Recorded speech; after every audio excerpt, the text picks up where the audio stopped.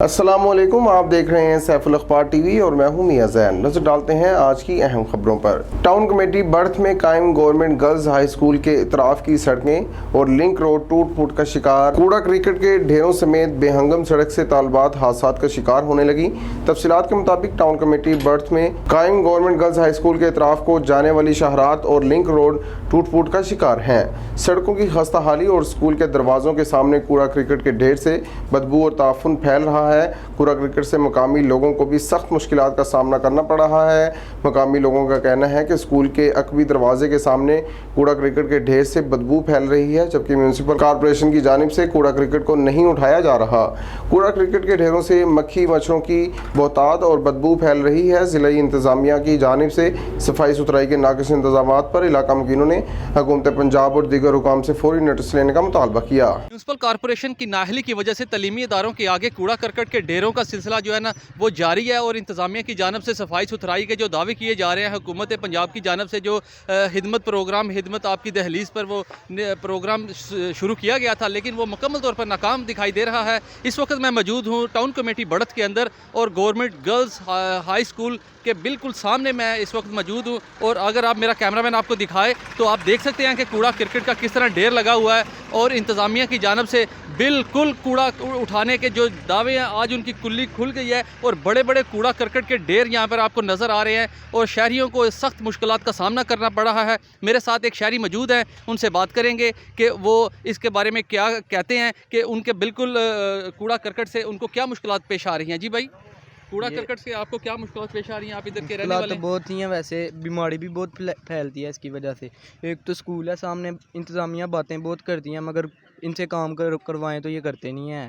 جی، جیسا کہ ہمارے ساتھ ایک شہری موجود تھے، ان کا کہنا تھا کہ جی بالکل یہاں پہ جو ہے نا انتظامیہ باتیں بہت کرتی ہے، لیکن اس صفائی ستھرائی کے لیے کوئی کام نہیں کیا جا رہا۔ ایک دوسرا شہری ہمارے ساتھ موجود ہے، ان سے پوچھیں گے کہ وہ راستے بھی ٹوٹے ہوئے ہیں یہاں پہ، اور بالکل یہ کوڑا کرکٹ ڈھیر لگے ہوئے ہیں، کہ ان کے بارے میں ان کا کیا کہنا ہے؟ جی، ہمیں روز جانے میں یہاں سے بہت مشکلات پیش آتی ہیں۔ جب یہاں سے اسکول کا ٹائم ہوتا ہے تو بچے یہاں سے کوئی تو گر جاتا ہے، ان کے یونیفارم گندے ہو جاتے ہیں، تو ہمیں حکومت سے درخواست ہے کہ یہاں سے صحیح کروائیں، یہاں سے کوڑا کٹائیں، تاکہ یہاں سے اسکول میں بچے جانے کی مشکلات پیش نہ آئیں۔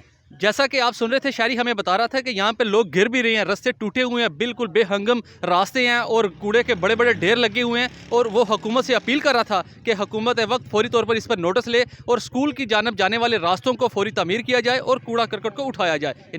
سیالکوٹ میں بجلی کی بدترین لوڈ شیڈنگ کا سلسلہ شروع، ہر گھنٹے کے بعد دو گھنٹے بجلی کی بندش۔ وولٹیج کی کمی و بیشی سے بجلی کی بحالی کا نظام متاثر، لوگوں کی الیکٹرانکس کی اشیاء جلنے لگیں۔ گیپکو حکام ان مسائل پر چشم پوشی اختیار کرنے لگے۔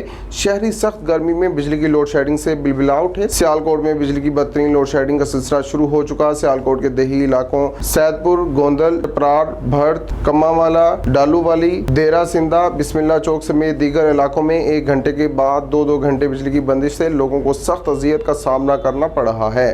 رات کے اوقات میں بجلی کی عدم دستیابی اور سخت گرمی میں معصوم بچوں، بزرگ شہریوں کی نیند پوری ہونا انتہائی مشکل ہو چکا۔ عوام گیپکو کی نااہلی اور بجلی کی بدترین لوڈ شیڈنگ پر متعلقہ افسران کو بددعائیں بھی دے رہے ہیں۔ سیالکوٹ میں گزشتہ کئی روز سے شدید گرمی کا موسم ہے، جبکہ گیپکو کی جانب سے بجلی کی بدترین لوڈ شیڈنگ کی جا رہی ہے، جس سے لوگوں میں اضطراب پایا جا رہا ہے۔ اہلیان علاقہ نے حکومت اور چیئرمین گیپکو سے فوری نوٹس لینے کا مطالبہ کیا۔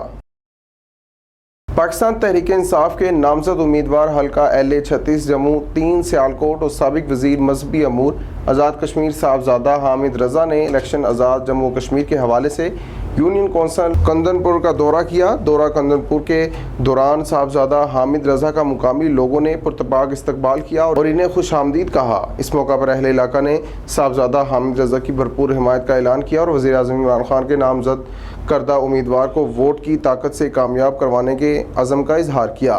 صاحبزادہ حامد رضا نے خطاب کرتے ہوئے کہا کہ پاکستان تحریک انصاف کی جیت یقینی ہے۔ تحریک انصاف آزاد کشمیر میں حکومت قائم کر کے کرپشن، کبرا پروری اور پسماندگی کا خاتمہ چاہتی ہے۔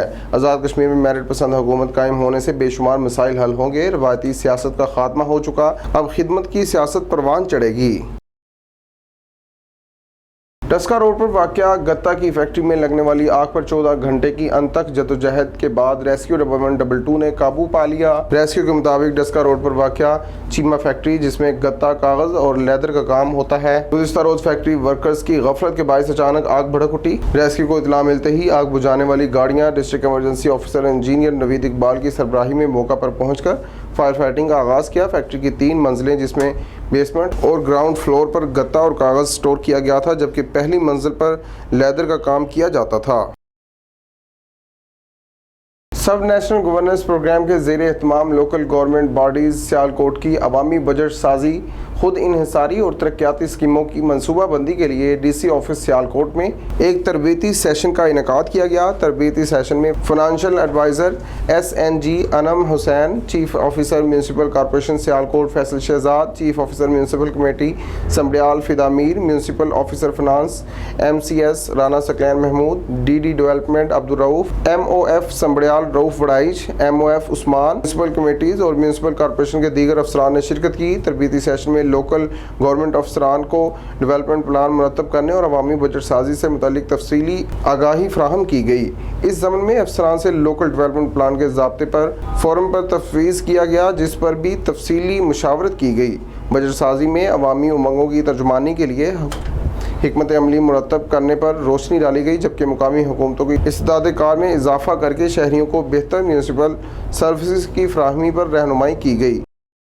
पाकिस्तान मुस्लिम लीग नून यूनियन कौंसिल शाह सईदा के रहनुमा मियां मोहम्मद सलीम ने कहा है कि पाकिस्तान मुस्लिम लीग नून आज़ाद कश्मीर और PP 38 के ज़िमनी इंतखाबात में भारी अक्सरियत से कामयाब होगी। सियालकोट मुस्लिम लीग नून का किला और सियालकोट के अवाम मुस्लिम लीग नून पर एतमाद करते हैं। उन्होंने सैफ न्यूज़ से गुफ्तगू करते हुए कहा कि 50 लाख घर देने का वादा करने वालों ने प्रॉपर्टी पर 35% तक टैक्स लगाकर लोगों से छत छीनने का मंसूबा बना लिया। महंगाई के पुरफितन दौर में टैक्सों की भरमार गरीब अवाम के घरों और दुकानों पर लाखों रुपए टैक्स डालना रियासत मदीना के दावेदारों की नाअहली का मुंह बोलता सबूत है।